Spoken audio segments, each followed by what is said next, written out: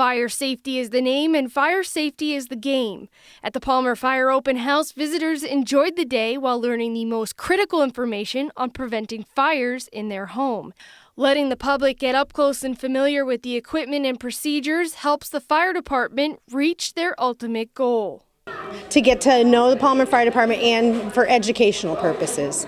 Reminding people about using simple tools properly so an even bigger problem doesn't occur. We do have the kitchen prop, which is from DFS, which is a great prop to show kitchen safety, to show how you can put a fire out without using the extinguisher, how to put a lid on it, how to unplug things, not to have things plugged in, too many things plugged into one outlet, and to not use water in a kitchen fire that you would need to smother it. The extinguishers, normally we do not recommend a person trying to put a fire out on their own. We would rather people get out, call 911.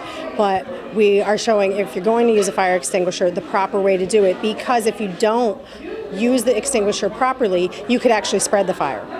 So that's, this gives them a better idea. Like I said, the main thing is to get out, call 911. But if you're not going to and you're going to try to use an extinguisher, to at least use it the proper way. Lori Rocco says the department has taken big steps in outreach.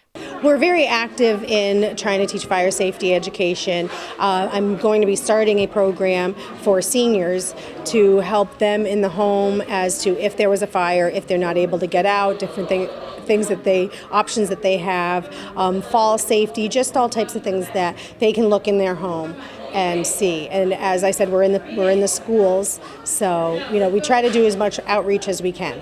They even showed an extrication, using the jaws of life to cut up an old car. The firefighters are demonstrating a situation that no one wants to be in, rescuing a victim after a car wreck.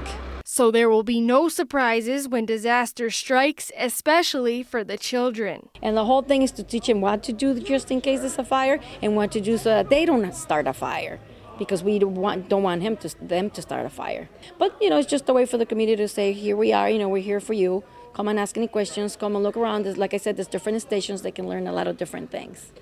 Maria Pelcher, Lieutenant Fire Inspector of the Holyoke Fire Department, spent the day showing the hazard house and making sure kids know the most important thing. The main thing is obviously to make sure that they do have a working smoke detector in the house, and they know the sound of the smoke detector. A lot of kids get scared with the sound of the smoke detector. They cover their face with a blanket, they cover their ears with their fingers, and we teach them that that's okay, that's the way the smoke detector is telling you there's smoke in the house. And our main message is you go outside and you stay outside.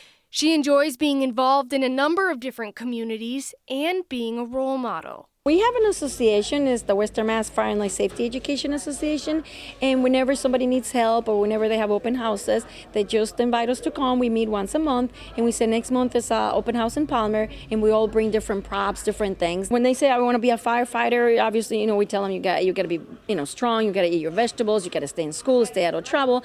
But the older kids, the teenagers, there's actually in Holyoke a firefighter, a female firefighter, and I was doing something like this, and she said, I want to be a firefighter, what do I do? And I told her the steps to take, and she's a firefighter now. So it's pretty good, it does work. And of course, the day was complete with a cookout and some furry friends. I'm Darcy Fortune, M-PACT TV.